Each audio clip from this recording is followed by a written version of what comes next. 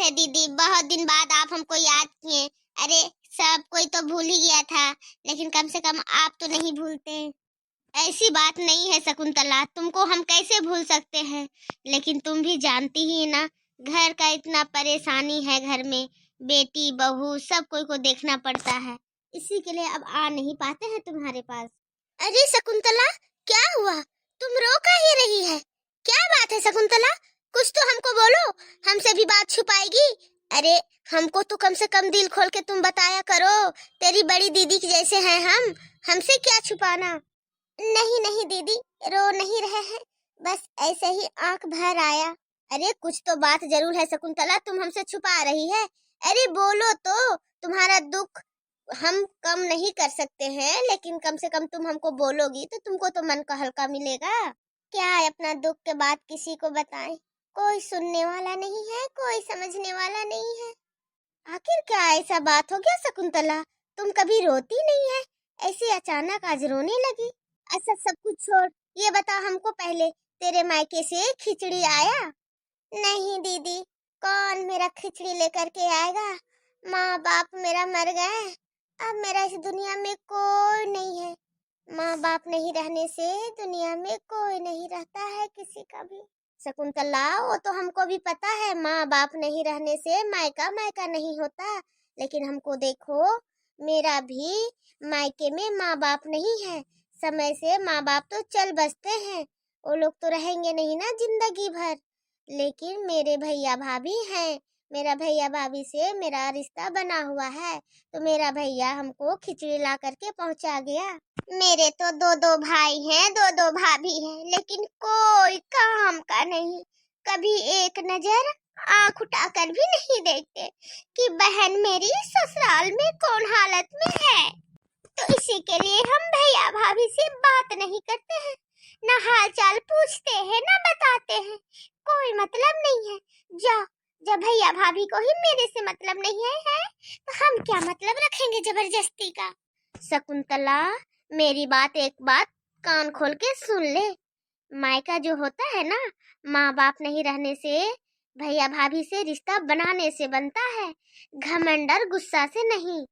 अरे भैया भाभी लोग का भी अब अपना अपना जिम्मेदारी है, उन लोग का भी बेटा बेटी है, वो लोग भी अपना गृहस्थी में व्यस्त है, जैसे हम लोग व्यस्त रहते हैं उसी तरह। तो क्या हुआ, जब भैया भाभी फोन नहीं करते हैं तो एक टाइम कोई निकाल करके हम ही कर ले। अरे भैया भाभी बात ना करे तब ना सोचा जाए कि हाँ फोन करने से भी बात नहीं करते, आप फोन करेंगे बात ही नहीं करेंगे, तो उसका क्या मतलब फिर। देखो दीदी, जितना हमसे हो पाता है हम करते हैं, अब हमको जबरदस्ती का फोन करना होता नहीं है, क्योंकि हम बहुत रिश्ता निभाने का कोशिश किए, पर वो लोग को रिश्ता हमसे निभाना ही नहीं है। रहा खिचड़ी का सवाल, तो ना आए, मेरा जब माँ बाप ही नहीं है तो मेरा खिचड़ी कौन लेकर के आएगा, हमको नहीं चाहिए खिचड़ी बिचड़ी। यही गुस्सा शकुंतला बर्बाद कर देता है रिश्ता को, और आगे नहीं बढ़ने देता।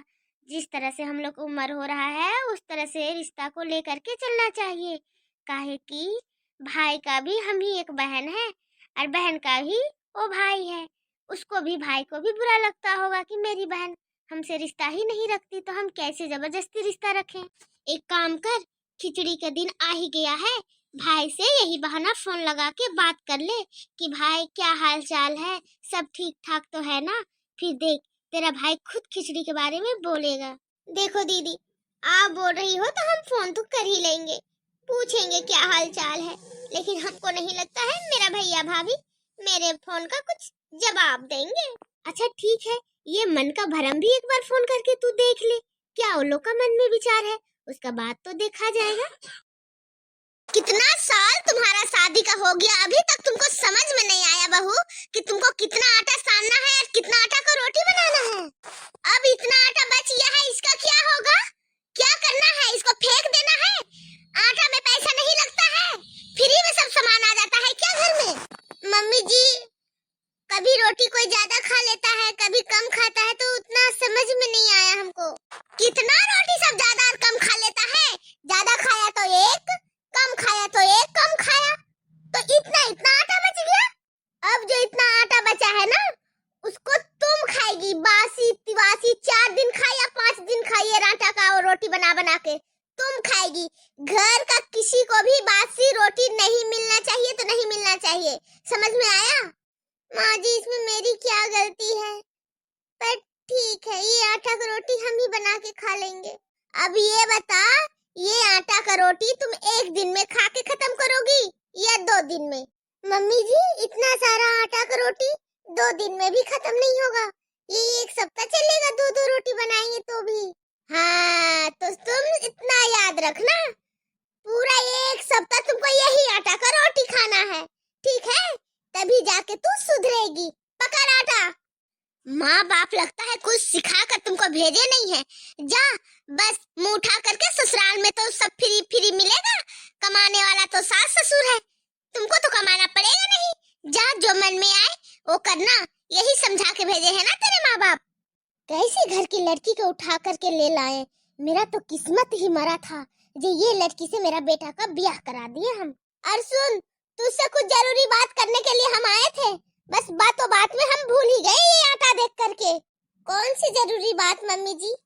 मेरी बम्बई वाली बहन आ रही है ये ठंड की छुट्टी में, तो वो 15 दिन मेरे पास ही रहेगी, तो कान खोल के सुन ले बात जो हम बोल रहे हैं। घर में घी है ना कि नहीं है? मम्मी जी पापा जी 1 केजी घी लाए थे, वो रोज बन रहा है रोटी में सब्जी में, तो अब हमको लगता है थोड़ा बहुत ही घी बचा है। क्या 1-1 किलो घी इतना जल्दी खत्म हो गया? मम्मी रोज रोटी में चप्पू चप्पू तो घी डालना पड़ता है, तो खत्म तो होगा ही ना, सब खाते हैं तो। जो भी घी बचा हुआ है उससे एकदम हलवा बना, एकदम अच्छे से भूंज के, काचा कच्चा रहना नहीं चाहिए। जो भी तू बनाती है अच्छा नहीं बनाती है, मन लगा के काम करना। मेरी बहन जो आ रही है ना मुंबई से, बहुत चटकदार है, उसको कुछ भी थोड़ा सा भी खराब अच्छा नहीं लगता, इसी के लिए बोल दे रहे हैं तुमको अच्छा से बनाना, नहीं तो वो आएगी 10 बात सुनाएगी, फिर मुंह लटकाए फिरना घर में, ठीक है?